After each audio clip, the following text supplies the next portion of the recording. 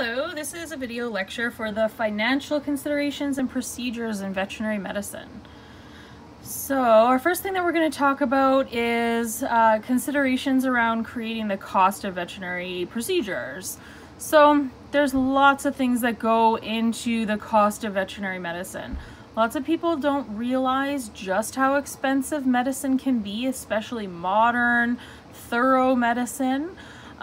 Especially here in Canada, because most people in Canada don't ever actually see their medical bills for themselves. So they don't really realize just how much money, medicine costs. So some things that make veterinary medicine a little bit different than human medicine as well is that in human medicine, you tend to see your general physician, and then they refer you to a wide variety of specialists. In veterinary medicine, your main veterinarian that you see is a general physician, but they also do all the rest of the things. So they are a surgeon, they're doing radiology and interpreting x-rays. They are a dentist, they're a dermatologist, a neurologist, an ophthalmologist, a psychiatrist. They're ear, nose, and throat specialists. They're nutritionists and pharmacists. So they kind of just do everything. Well, there are specialties and people that are like board certified in special fields. Your general practice veterinarian has a much wider, broader amount of knowledge compared to a general physician in human medicine. So not only are you paying for all that knowledge from your veterinarian, you're also paying for everything in the facility. So there's lots of things that go into maintaining a vet hospital. Vet hospitals are run very differently than human medicine hospitals in terms of there aren't only a few in the city and everyone refers to them. There are, like each practice in the city is running independently of each other and have basically all the same equipment. So facility costs, things that go into that, you're going to have to pay for in-house blood machines, x-ray equipment, ultrasound equipment, rehab facilities, the surgery suite, and then the building itself. So however many exam rooms are in there, the pharmacy, all that stuff have to be reflected in the costs. As well, the veterinarian doesn't work just on his own or her own or their own. They have support staff that work for them, right? So vet techs, VOAs, we have a lot of education under our belts.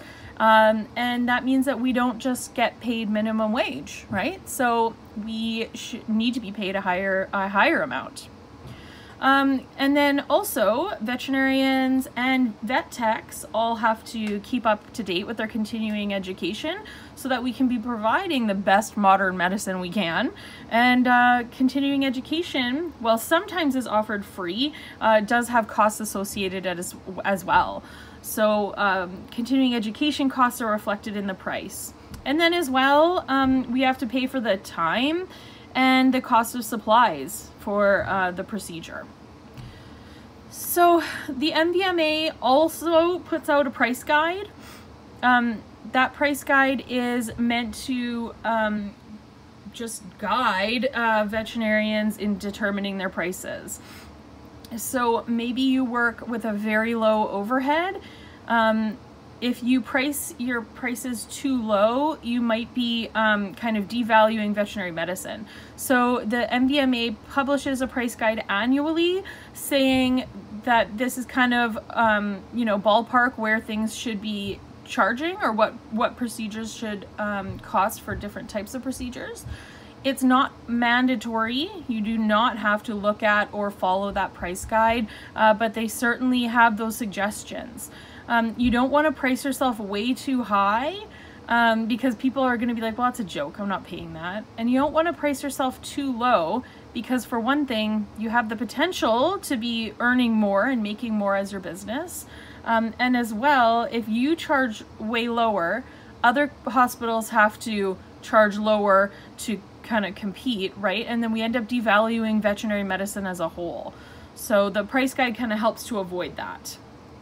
Ultimately, my biggest message here for you is that a vet hospital is a business, and businesses have to make a profit to succeed.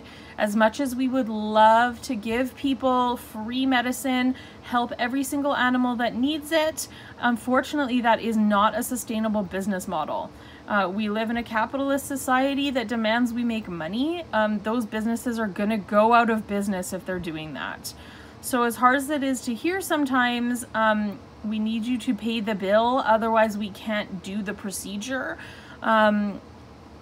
We have to do that, otherwise we're not going to be able to help any of the animals. So we can calculate service costs, and I have a little bit of a formula here on how to do it. So to calculate cost of service, you need to know the fixed cost of the hospital per minute. So that fixed cost, that reflects the things like, you know, facility costs and like the, you know, all the equipment, things like that. So you can figure out how much all of that runs you per minute, and then you have that that figure. You need to know the direct cost used to produce the service. That's the inventory. So, you know, if you use bandage material or drugs or any equipment that is disposable, that would be a direct cost. You also need to know how much it costs, like how much you're paying your staff per minute. And you need to know how much you're paying the veterinarian per minute. You need to know how many staff minutes are used. So if you have a procedure that takes 2 technologists and a VOA, you need to know how many of those minutes times 3, right? So, you know, if it was a 5-minute procedure but it took 3 of us, the client needs to cover 3 times 5, so 15 of those staff minutes. And then if the doctor was only involved for 5 of those 15, or actually, sorry, that doesn't make sense. If the doctor was only involved for 2 of those minutes of the 5, then that would be the number of the doctor minutes used. And then lastly, we need to know how much money we want to make on the service. Some services are way cheap to do, so we can have a higher markup on those kind of services. Same with inventory costs. There's some drugs that are like, cost like a penny to buy the drug. So we can mark those up by like 500% and charge a nickel, and it doesn't even really hurt the owner that much, but we have a large profit margin. There are some procedures or some drugs that are very expensive to do, and the profit margin might not be very large on those because we can't increase the cost too much more than it already costs, like at the base price, right? So, so to calculate here, I have the example for you. So we need to know the staff cost per minute times the number of staff minutes used. So that'll give us a price. The vet cost per minute times the number of vet minutes used. Again, that'll give us a price. The total minutes overall times the fixed cost of the hospital per minute. We need to know how much the inventory costs, and we need to know how much we want to make as a profit. If we add all those numbers together, that'll give us the cost of service. So just so you know, for the test, I think this is a fair question to ask. Give some examples maybe, or what are examples of things you need to know to calculate the cost of a service. I'm not going to ask you on the test to calculate the cost of a service, okay? I'm just illustrating it for you with this formula, but you do not need to memorize this formula by any means. And then after you've calculated the cost of the service, it's a good idea to consult the MVMA price guide. You want to make sure that the price that you've calculated isn't way undercutting yourself or pricing yourself above the market. Okay, so we want to make sure that we're being careful with that and consulting the price guide. So let's talk about income plans. So in the vet hospital, obviously income is the money that's coming in, right? So that's the things that the clients are paying into us. So first we're going to talk about estimates. I'm just going to scroll down a little bit so you have a better view here. So estimates are really important to do in the vet clinic. Remember, if we're speaking to a client, we're going to call estimates a treatment plan. We're not really going to call them estimates. We want to make sure that we give these to every single client before beginning treatments. Clients are notorious for saying, oh no, price is no object. I don't need to know. You can just go right ahead. I'd do anything for my Fluffy. And then you give them the bill after and they're like, sorry, this costs how much? and they're very shocked and surprised and maybe upset because they don't have that money. So we need to be aware of that, and we need to make sure that we're giving estimates out to every client. So when we have an estimate, we want to verbally review it with the owner line by line. So I have a couple examples here. I'm just looking which one I want to do with you guys. I do have the estimate. I have sample estimates on Brightspace, so you can look at them there, and the same ones I'm going to show you here, and you can use those as examples. Okay, looks like they're all surgical ones. Okay, so I'm going to go over one of these with you. I don't know if we'll be able to see it well here. Yeah, I kind of can. I wasn't able to print the notes for this because my my printer is like fresh out of ink. So I figured I'd just show them on the screen here. I don't know. This isn't great. You know what? Let's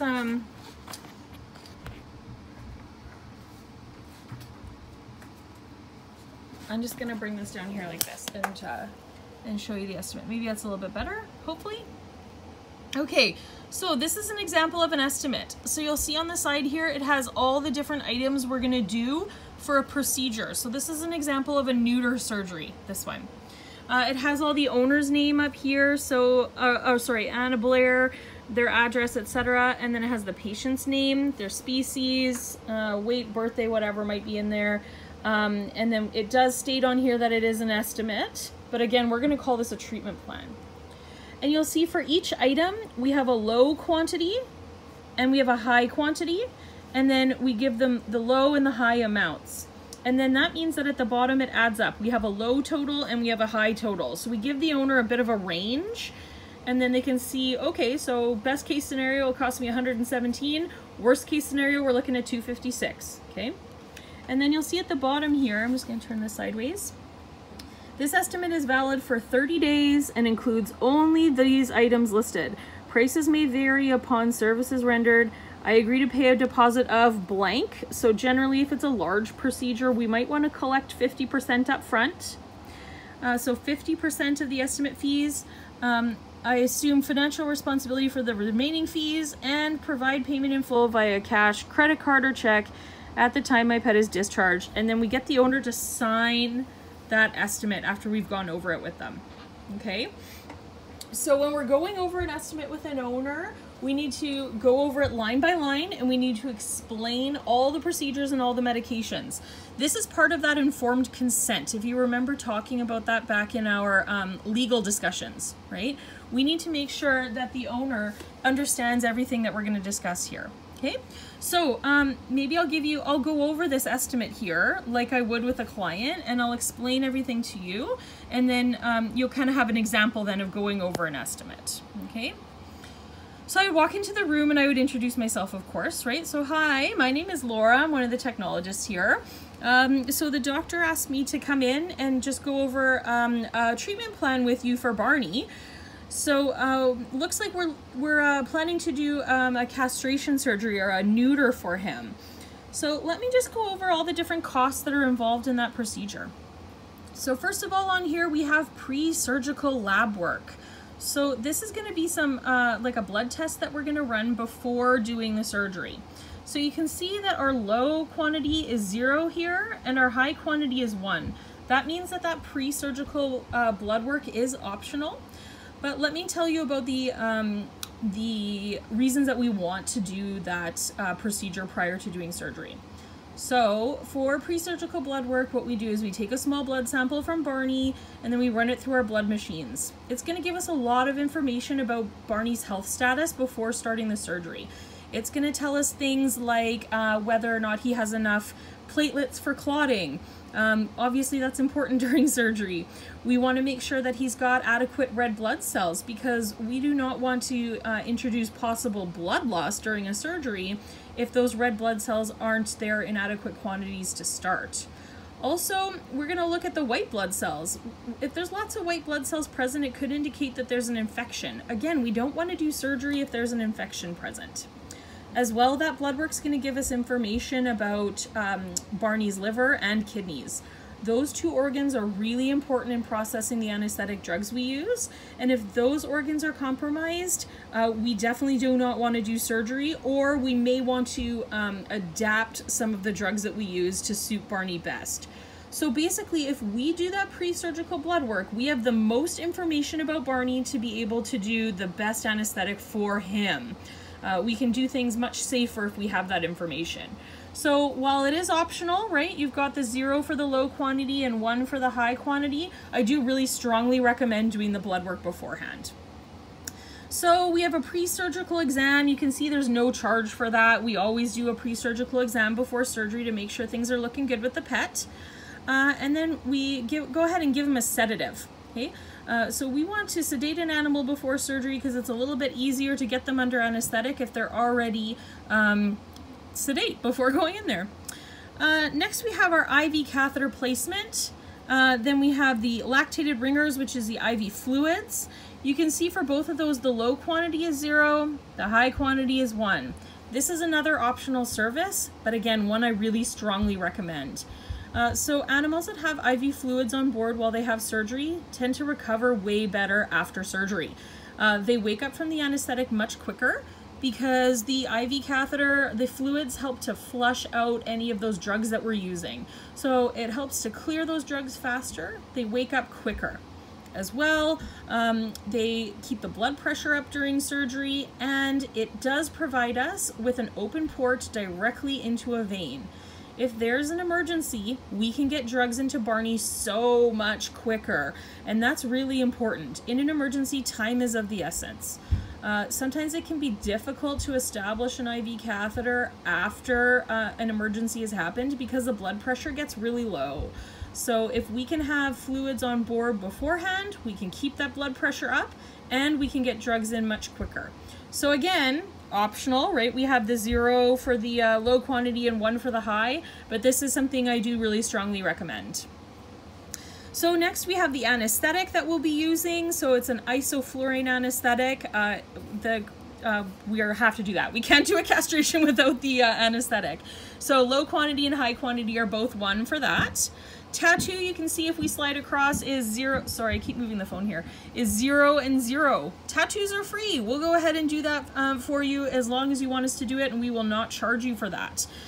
So tattoos are provided on behalf of the Humane Society, who does keep track of those.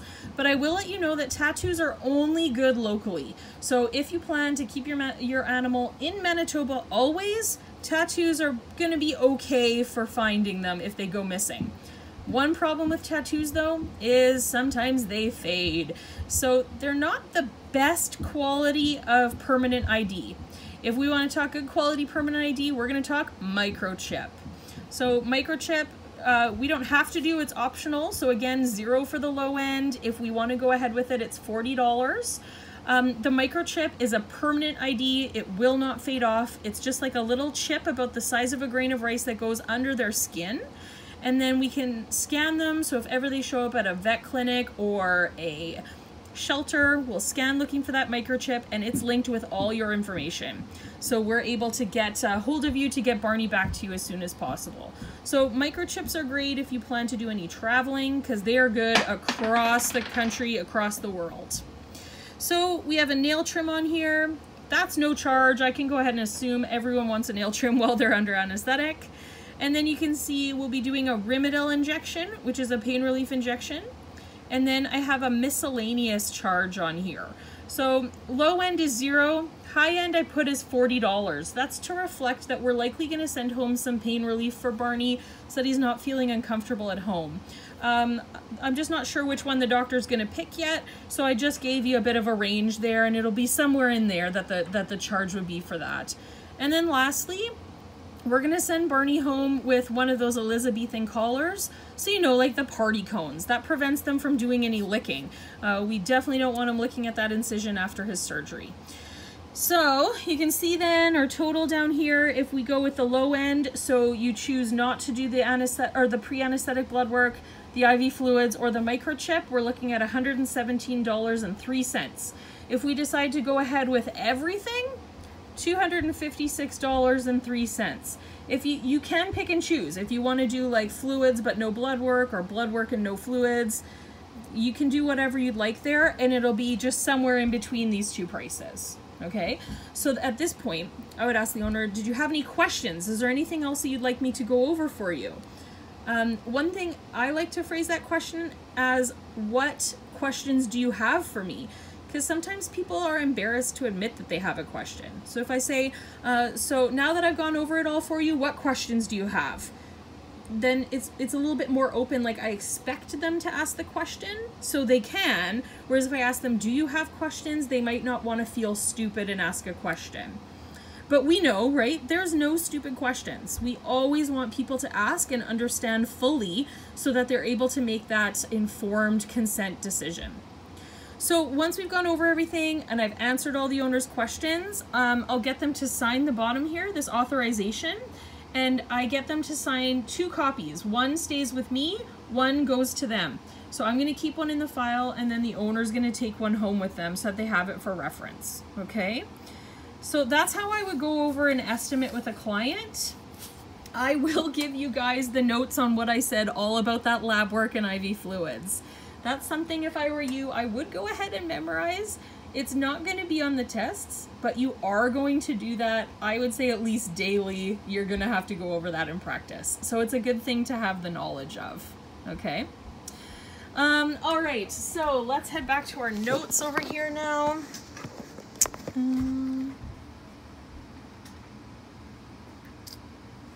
Oh, where did my thing go? Oh, there it is.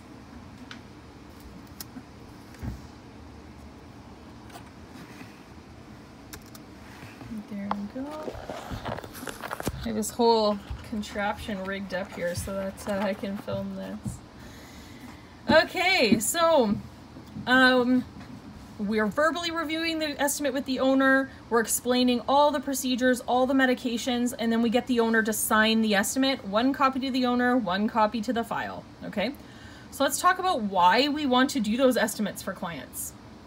First of all, it facilitates a conversation with the client about those fees and charges.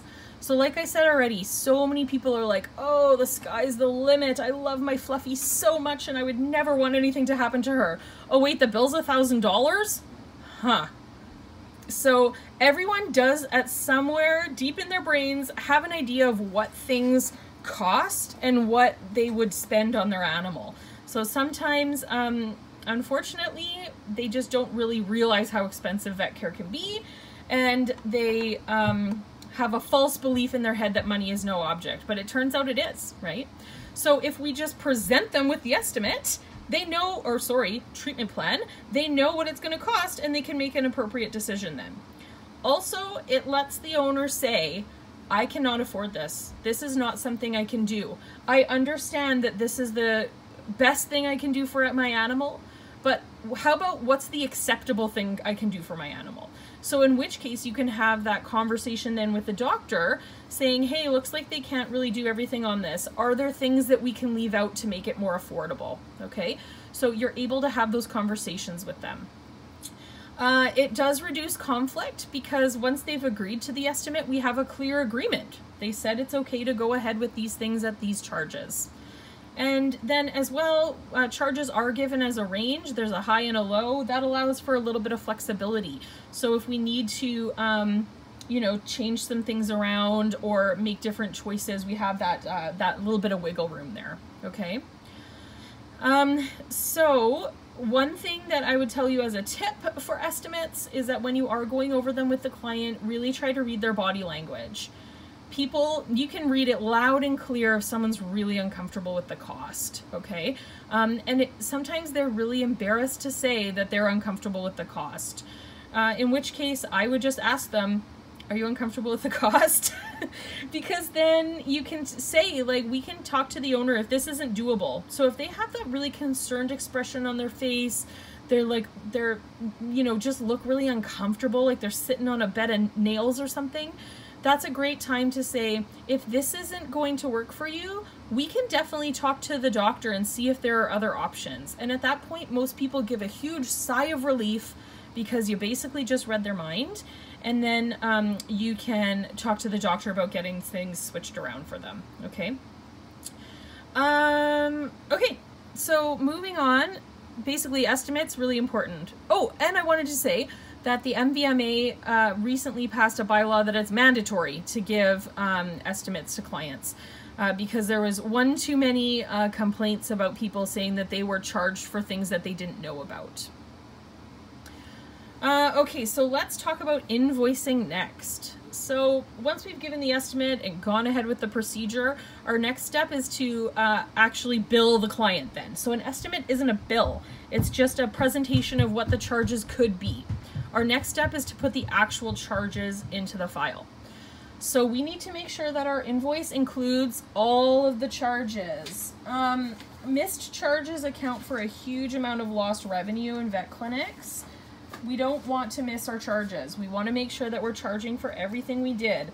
Something as simple as a nail trim, something as big as like, you know, a surgery room setup or something. We need to make sure that those charges are on there thoroughly, okay? We need to make sure everything is on there. So, lots of clinics use something called a travel sheet. I tried to find an example to show you, but I couldn't find one online and I don't have one typed up. But we will see in like 2 weeks when we are in Cornerstone, you'll see travel sheets there because you can just print them through the client or practice management software. But a travel sheet is basically just a list of all the services offered by the hospital for the doctors and the technologists to circle all the things they do as they do them. That way it's all included right there on the file. You can look at that travel sheet, type in the items, and your invoice is done. So travel sheets help to avoid missed charges. So once we have our invoice entered, we want to present the bill to the client. So I have a little checklist, a 6-step checklist to do here. So the first step, you're going to verify the client and the patient's info. Okay, so I usually do that in some form of saying, I have the bill ready for Dougie. And then Dougie's owner can come up to the payment desk, right? I could take that time to confirm that they haven't moved or changed their phone numbers if it hasn't been done already. But personally, I like to do that rather when they check in. Then you want to go over the itemized bill line by line. Again, similar to an estimate.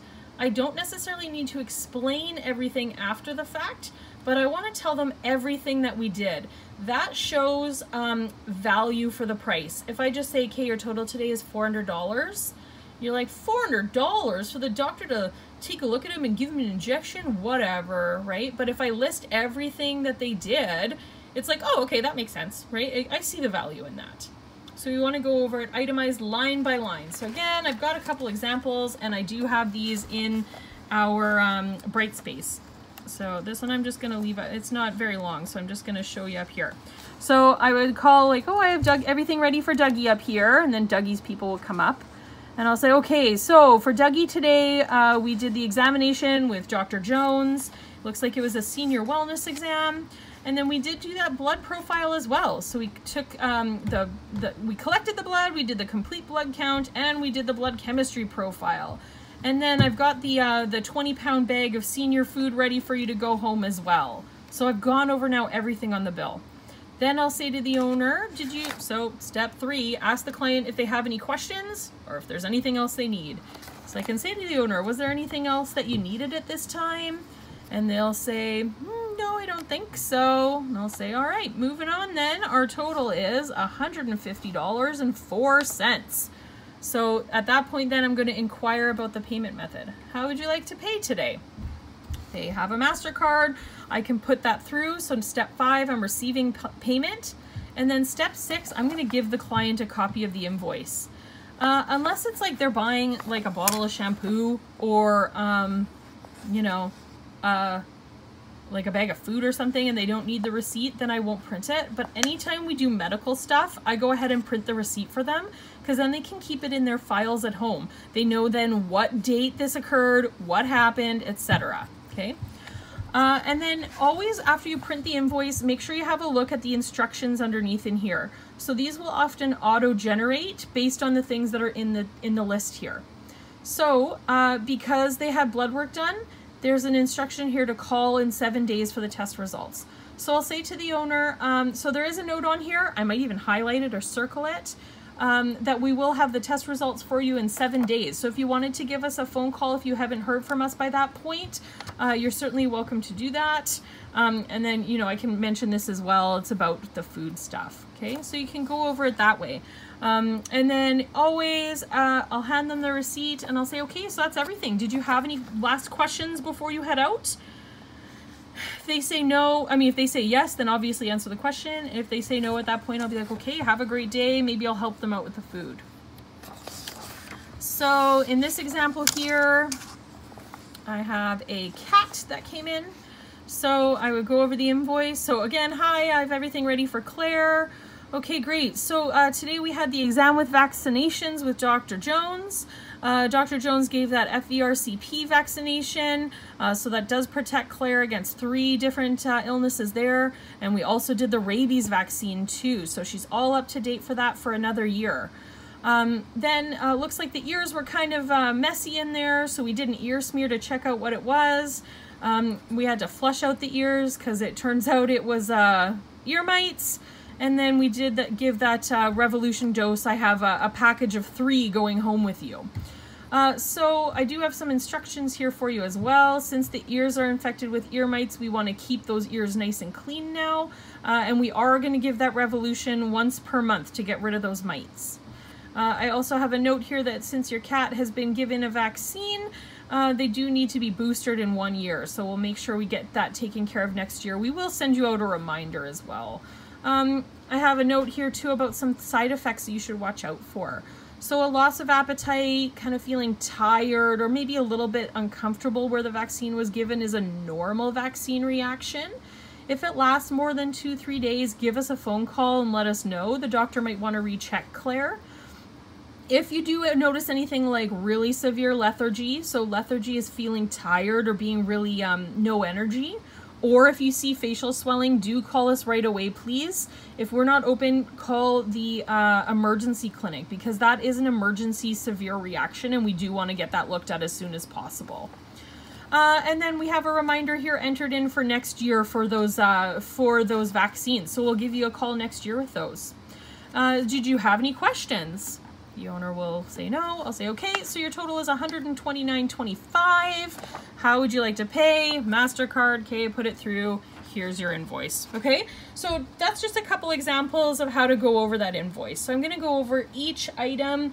If there's a drug, I'm gonna give them the instructions for the drug, and then I'm gonna give them the total. Okay, so moving right along then, let's talk about accounts receivable. So typically we would like to have all our owners pay for services as soon as they're rendered, which means that they pay before they leave. Accounts receivable reflects all the money that we that clients owe to a business where they didn't pay at the time of service. So maybe we did all those vaccines and the owner's like, oh shoot, I forgot my wallet at home. Or they're like, straight up, I can't pay for this. People do that a lot. They'll accept the estimate and then just bald-faced lie and then say at the end, I can't pay this bill.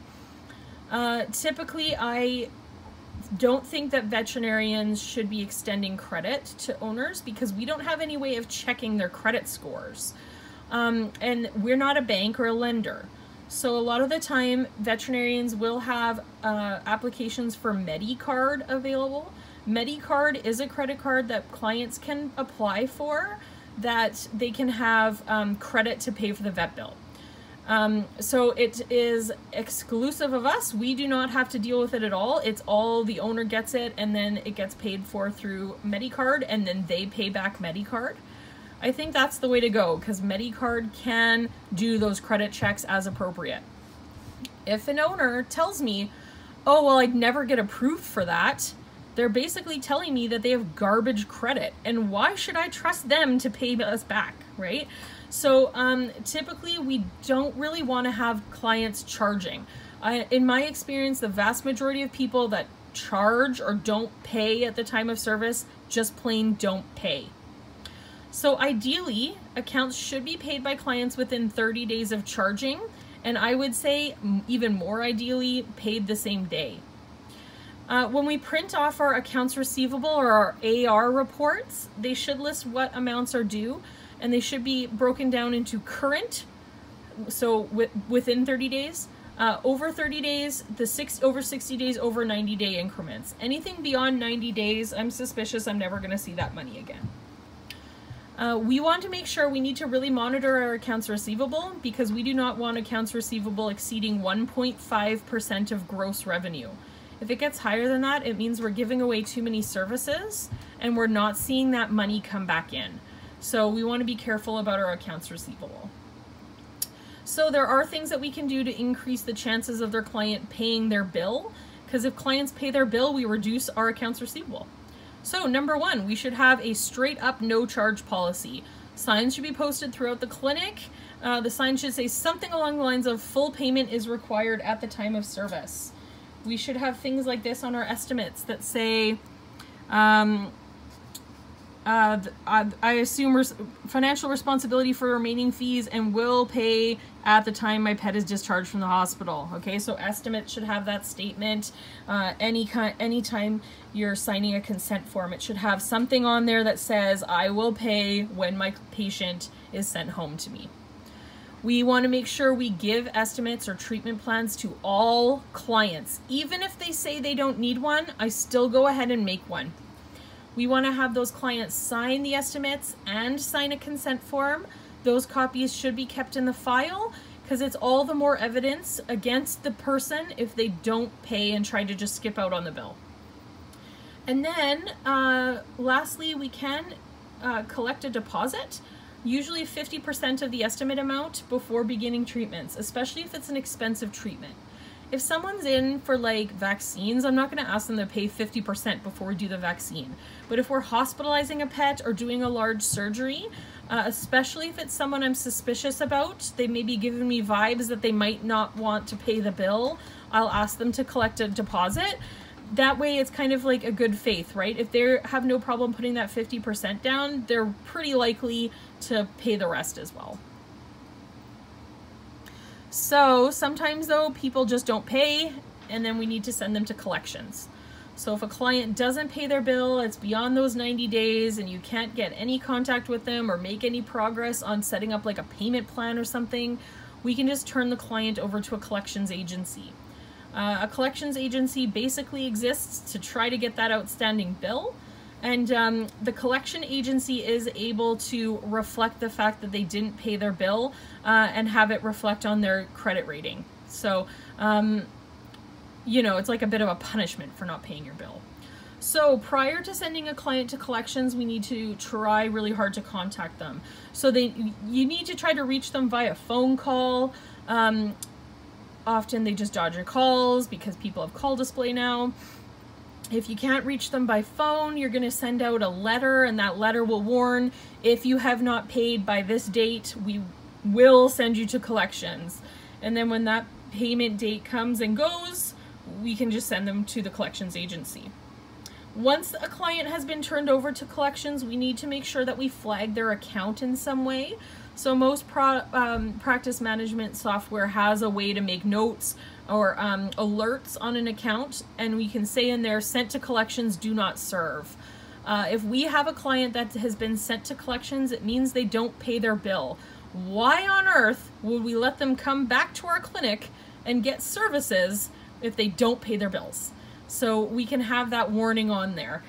If they've been sent to collections and they pay their bill, I would still leave an alert on there, and I would have them like place deposits or pay up front before doing any other services for that owner. So we've talked about income, let's talk about expenses now. So inventory costs are the second largest expense to the clinic. The first largest expense is payroll. So ways to reduce inventory costs, we want to develop effective turnover rates, reorder quantities, and reorder points to reduce the soft costs and shrinkage. We're going to talk more about inventory. That's on our last test. So if you're not super sure about what those terms mean, we will get more into them there. But turnover rates are how quickly we go through the product. Reorder quantities is how many we reorder when the time comes to place an order. And reorder points are at you know, how many are left? Do we place a new order? And we'll talk about how that reduces soft costs when we get to the inventory section. And then you should consider product consolidation and effective pricing when you're reviewing your inventory policies. So product consolidation means, do you really need to have 45 different antibiotics on the shelf, or could you have 5? And then effective pricing to make sure that we're not way overpricing things so they don't sell. So there are some things that we can monitor to follow up with our expenses and see how we're doing with them. We would like to reduce our expenses as much as possible, so keep those charges low. So things like credit card charges, or POS is point of sale charges. So maybe you don't know this, but every time you use your credit card or your debit card, the business is charged for each use, and the credit card charges the business as well to accept the credit card. So you pay for using the point of sale machine, and you pay for accepting credit cards. So maybe those things could be reduced or renegotiated, or you could go with different companies. So you could review your health insurance fees, things that you pay for health insurance, or malpractice insurance. Maybe there's a insurance company that will charge you less. You can review your communication fees, so things like the telephone and internet charges, those might be able to be reduced. Maybe there's deals with other companies if you switch, things like that. You can review your professional fees, so the things you're paying your accountant and your lawyer. You want to be really careful about your inventory costs and the costs of goods, trying to reduce those as much as possible. That you can definitely look at the things you use in clinic and see if you can find cheaper options or ways to use less, or things you could do to reduce your usage.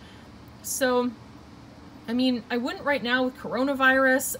I wouldn't really use a lot of reusable cleaning products, probably, honestly.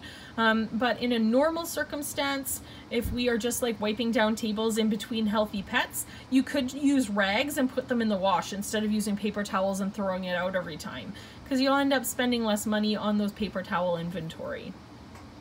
And then, yeah, maybe there's like cheaper options in terms of brand of IV lines or IV fluids, or like bandage materials. So those are all things to consider.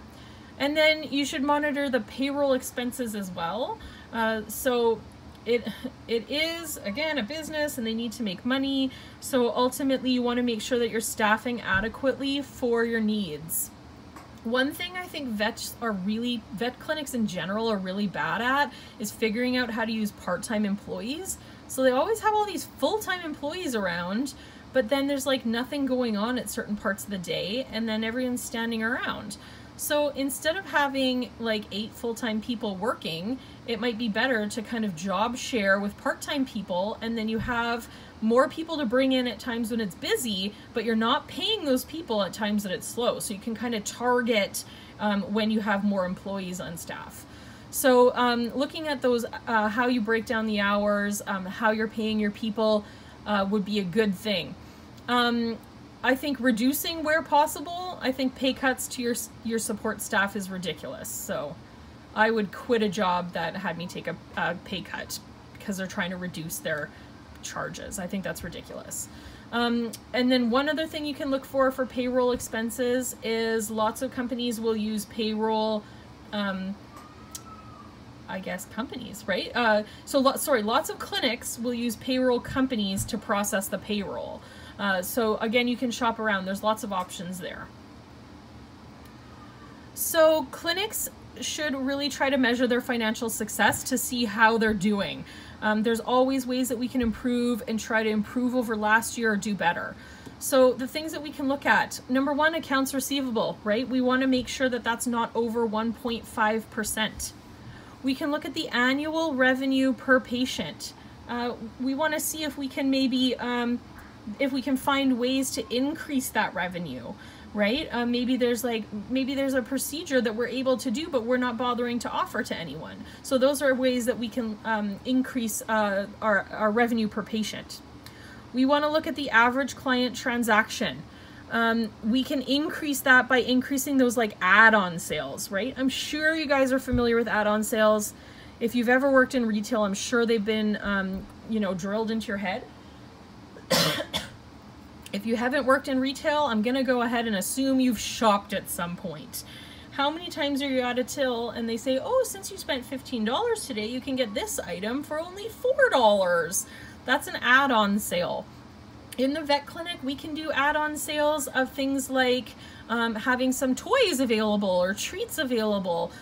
Selling food is a really great way to increase the average client transaction. So, and of course, recommending the food so that the clients will buy it. Those are all good things to increase that transaction average. We can also look at the average doctor transaction. So let's say there's 3 doctors working at a clinic.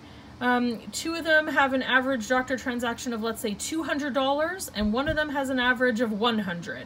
Well, what's the difference there? We can now look at that one doctor and see, are they maybe like cutting charges for owners where they shouldn't be? Are they not bothering to recommend additional treatments? What's the difference? So we can look there and see if we can maybe do further training with that doctor to get them increasing their transactions.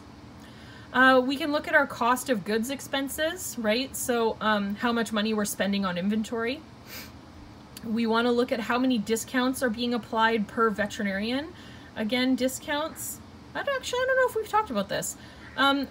I don't think discounting is the way to get clients into a vet clinic. I don't think that's a very marketable approach, because when we offer a discount, so how many of you maybe have your eye on something that you know always goes on sale? Do you buy it ever when it's full price? Probably not. You wait till it goes on sale. Kind of the same deal with the vet clinic. If you say, oh, sale right now on exams, only, $50 off or something, people are going to be like, well, I'm not paying the full price. I know I can get it for cheaper. So we want to be careful about using discounts because they might not always serve us in terms of business. We want to look at our Dvm expenses, so how much money we're paying our veterinarians versus how much money they're actually bringing in. Maybe you have like 5 vets working for your clinic, and it turns out that you only really have the number of patients to really afford 3 vets. Then maybe you can look at not having as many vets on your staff. And you can look at income centers. Income centers are areas that are like linked in terms of bringing in money. So like food sales could be an income center. Drug sales, like pharmacy sales, could be another income center. Surgery, dental, maybe you have a therapeutic laser. Those are all income centers. So you can see if there's any of those that aren't performing as well as you'd like, and then maybe target them, right? So if you're not doing great in dentistry, maybe have like a dental promo. So like have a feature of dental month and maybe like give away a bag of food or something when they book a dental procedure. So we can kind of focus in on our income centers. So that kind of goes in with marketing. We can look at our number of active and new clients and patients, and we should compare those to previous years. We want to see a growth. We want to see that we are improving and getting more every year. If we're not growing, we can start looking at ways to market and try to increase those new numbers. We want to compare our revenue and percent differences from the previous year. Again, ideally we want to be growing. And then we can look at staff expenses too. So again, is having 8 full-time staff the best choice for this tiny vet clinic? Maybe not. Maybe let's look at having some casual or part-time people, because that can kind of save money that way as well. And then another way that we can compare our success financially is doing benchmarking. So benchmarking is a process where a practice compares its own data to other data in the industry, and that determines areas they need to improve. So yeah, maybe you looked at your your income centers and you realized that dentals are way down right now. You're like, huh, that's weird. You could do benchmarking and compare with other maybe vets in the industry, vets in the neighborhood even, and see, oh, it turns out that nobody's spending money on dentistry right now.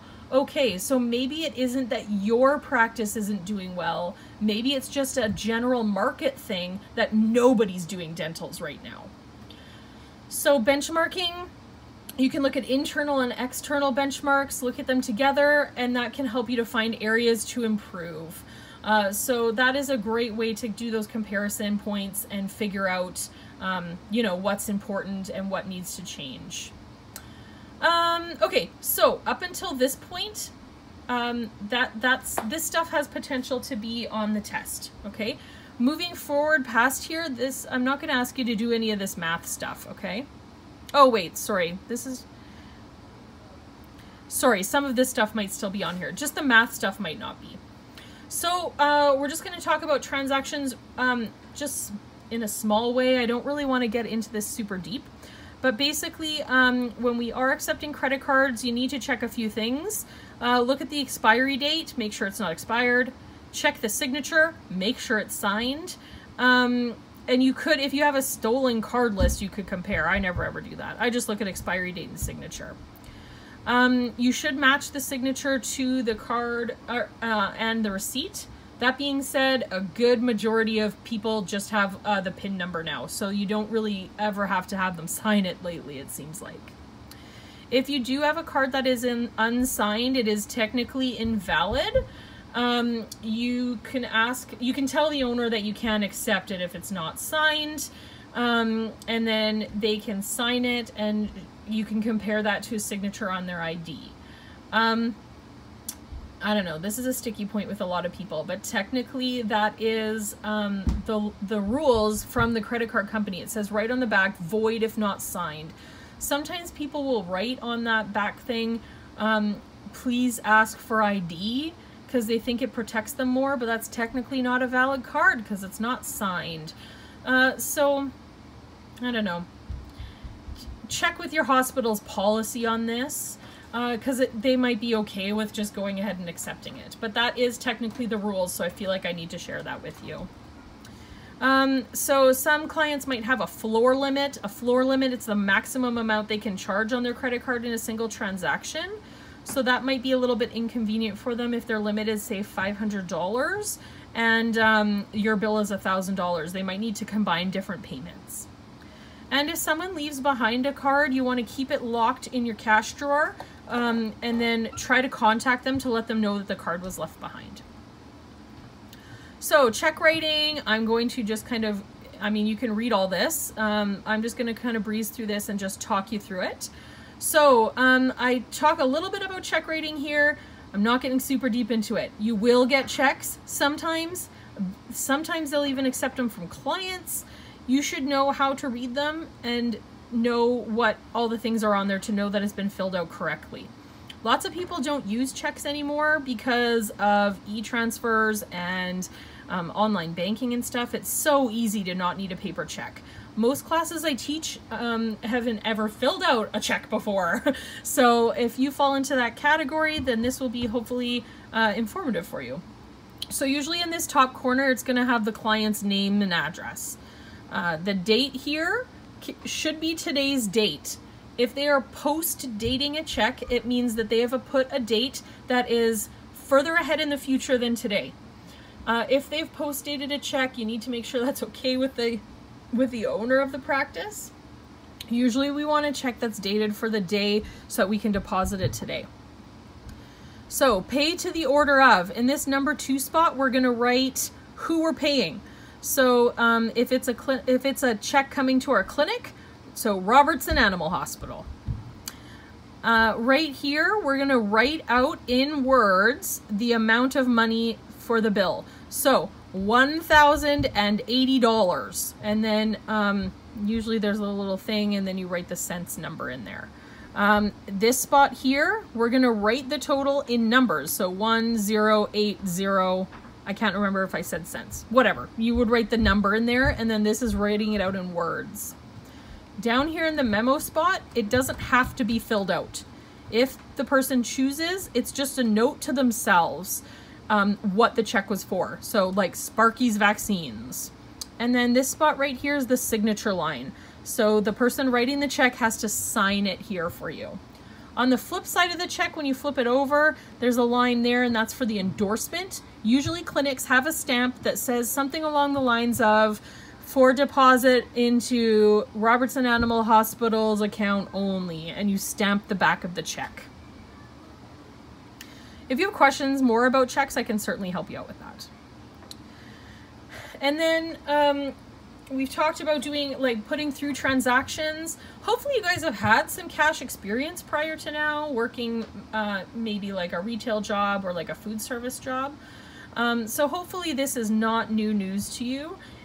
If it is and you feel like you are not prepared to handle these things, let me know, because I can certainly go over it more one-on-one with you if that's something that you need. But I find that the vast majority of my students have all had a job before and they've handled cash before. So we want to handle all those transactions as accurately as we can, and then at the end of the day we're going to do an end of day or a cashier reconciliation. So sometimes on the cashier reconciliation, we're basically trying to document everything that came in that day and verifying that we have the correct amounts of cash, checks, and debit and credit slips. If we have discrepancies on our reconciliation, they could be a lot of reasons why. So maybe you gave the customer too much change, so you weren't accurate when you were handling money. Maybe you didn't give the customer enough change, in which case you would have extra money in your till. If you entered incorrect payment methods, so it says that you have way more MasterCards than you have, but your slips say that there's less Visa as well, you can recheck your slips and see, oh, someone put through a Visa transaction as a MasterCard, and then you can correct it. Perhaps a return was processed incorrectly, in which case you might end up having weird things on your reconciliation. And straight up theft. If someone stole money from you, it's not going to be accurate in your reconciliation.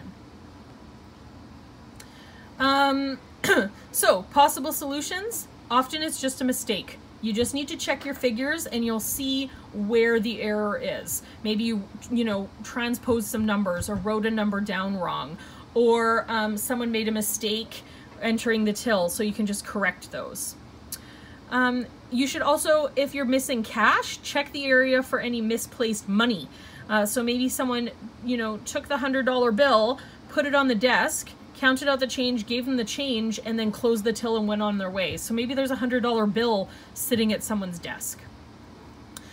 If your till is out of balance, please do not use your own money to balance the till. Talk to your supervisor, ask your supervisor for help. They can help you to investigate what else might be wrong, but it's not your responsibility to balance the till with your own money. It's a business problem, not your problem, okay? So not all transactions are going to be cash. In fact, right now in this climate, I don't think anyone's really even accepting cash. So you could see traveler's checks, likely not. You could see checks, very occasionally. I'm not even sure what a charge card is. I think it's like a store specific thing. Credit cards you will see. Debit cards you will see. Vouchers, maybe. I don't know if you donated to a social or something. Foreign currency, don't bother. Tell them to go to a bank and convert it. So your daily cash sheet is going to be that reconciliation of cash received and cash paid out. So you need to make sure that you have the correct number in your till. You're going to compare or prepare a cash sheet at the end of every day, and you'll have to prepare a deposit slip for that cash to go to the bank. Cash receipts should be the same amount as your daily bank deposit, right? Because that makes sense. You have a float, which is how much money stays in your till all the time. And then you have all the money that was brought in today, that needs to go to the bank. So those two numbers should be the same, the bank deposit and how much cash you earned. If they're not the same, you're going to need to look into why. So an important reason to do a cash sheet is to alert you to shortages or surpluses of cash for the day. So anything above and beyond or too much below your float. Your float is the amount of money that you keep in the till so that you can make change, okay? If you do have a shortage, it could be theft, it could be someone put it through wrong, or maybe you paid out an expense in cash, so like petty cash. So I have an example here of doing a cash sheet. So you've been given the following float. Enter each denomination and record the number of notes and coins in your float on the cash sheet provided. So the cash sheet.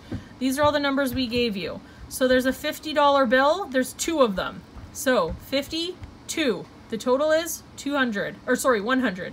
Because it's 50 times 2. There's 6 $20 bills. So 20, then put the 6 there. We total that up, it's 120. And etc. Okay? 20 cents. what the heck? I don't know what that's all about. That should probably be 25 cents. I should correct that. And then you can add it all up. So this is a huge float at $450. I'll tell you right now, I've only ever done cash outs at one vet clinic and our float was 30 bucks. Cash isn't usually used all that often in vet clinics because people tend to have large vet bills and don't usually carry over $1,000 worth of cash with them. Okay, and then here's an example of a reconciliation sheet. It's not filled in, but basically you would put the date up here. Then you would look at your non-cash receipts. So how much foreign currency did you take in today? None, because we're not going to bother doing that. How much credit cards? So you can add up all your credit card slips and write the amounts in there. EFT POS is electronic fund transfer at point of sale. Debit. Debit is EFT POS. So again, you can add up all your debit slips and write that number in there. Traveler's checks, honestly, you probably won't see. Vouchers, probably not. And non-cash receipts. So basically, I think credit cards and transfers or debit transfers are going to be your main thing there. You can document how much cash you have in by doing the same thing we did with the cash sheet. Total those up. How much cash do you have? How much is your cash receipts? You're going to deduct your float, right? Because we want to keep the float. So how much money are we taking out? How much money should we have? What's the difference? Okay. And then, I don't know, sign it, I guess. Okay. So I do have for you guys practice activities that have you writing checks and doing cashier reconciliations. So you can give those a practice. I will say right now, I'm not asking you to hand those in. If you've written 100 checks and you've worked at a place where you had to do cash outs at the end of the day, don't feel like you need to do this. If you're really comfortable, you can skip it. If you've never encountered doing a cash out at the end of the day, it would be a good idea to practice that so you have some exposure. That being said, every hospital is going to be slightly different and they're going to train you on how they want the things done at their hospital. So this is just a way to give you some exposure. It's going to be similar, but it's probably not going to be exactly the same. Okay, so that's the end of my discussion of financial procedures for us. This has been a bit of a long lecture, so sorry about that. Hopefully you're not super bored. So for the test, you could have questions up to, I'm not going to have you write out a check, I don't think, but there might be questions about checks. There might be questions about the discrepancies, but I'm not asking you to do a cash sheet. I'm not going to ask you to cash out. I'm not going to ask you to fill out a check. Oh yes, I'll be right there, honey. Sorry, kid stuff. So basically, if it's like written stuff in here, it's potential for test questions. I will update the Quizlet for you too, so I can kind of help you hone in for studying. Okay. All right. So hopefully this has been thorough and informative for you. If you do feel like you have any questions, of course, please ask them in the chat. Send me an email or wait and ask in the virtual classroom. I'm super. Please, Hanky, go away. I'll talk to you in a minute. I'm super happy to help and answer any questions you have. I kind of really glossed over some of the like actual cash handling or day end stuff because again, I'm kind of assuming that you might have experience with that. If you feel like you want more instruction on that, certainly ask. I'm happy to go over it some more with you. Okay, so thank you for listening to this lecture, and I will see you in the virtual classroom and answer any questions you have there. Thank you.